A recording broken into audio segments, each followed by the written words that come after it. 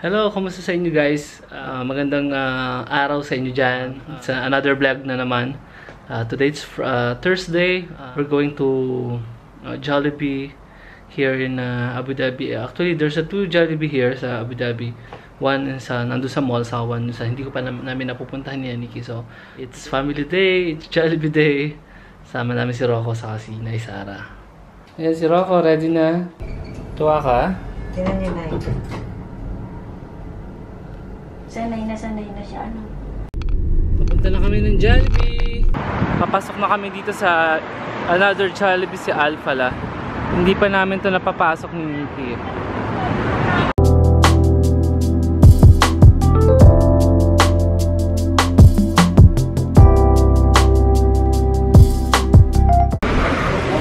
Jollibee si Rocco. Hoy, saan ka nakatingin? Nakapila si Nikki ngayon. Kanina lang walang pila dyan, tapos ngayon ang pila na agad. Burger steak, and rice, and bucket of chicken. Let's go na to.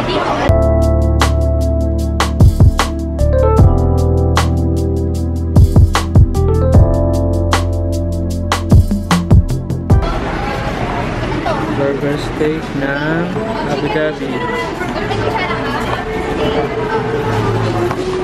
Yeah! Yan ang pagkain ko. Burger steak and chicken. Kain tayo. Kain tayo ng chicken chop. Ano pa silang macaroni.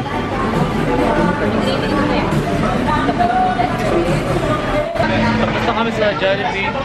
Alis na kami. Jollibee Abu Dhabi. Wala naman nakikita pagkakaya pa, masarap din.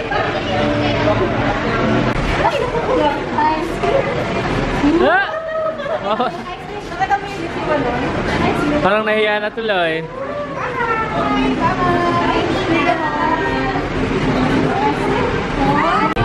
May libre pa kaming ice cream.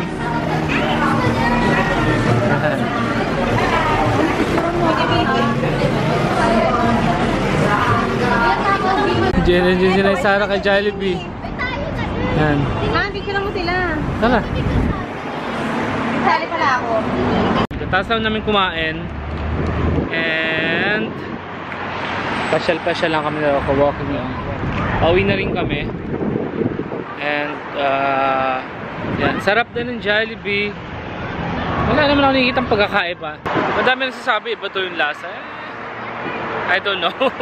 Parang pareho lang. Siguro yung mga options ang kulang. Pero tastes okay. Hindi naman ganun kakaiba. So all in all okay sa akin. Pero masyadong madaming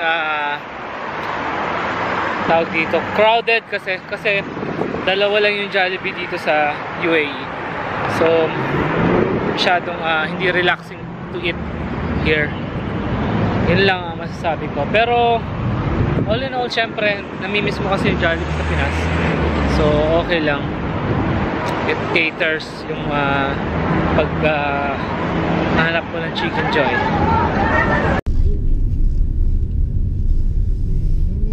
Pauwi na kami. Tapos na kami kumain sa Bida ang Saya. Bida ang Saya. Nag-enjoy si Nay Sara. Siyempre, sa sobra, promise. Ito ba yung pinapasok na yan? Pagdikitin niyo muna. Hello guys, nandito na kami sa bahay. And kawawa naman si Rocco. For the first time, actually nalaglag nga siya. Pero hindi naman hindi naman masyado. Medyo kasi ang bilis na kasi. Ayan, pakita ko sa inyo yung ni Rocco.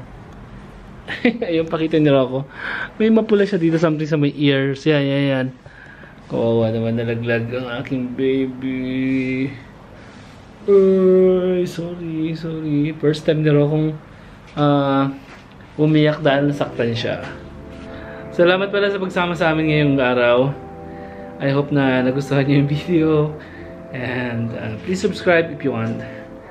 Thank you. Bye.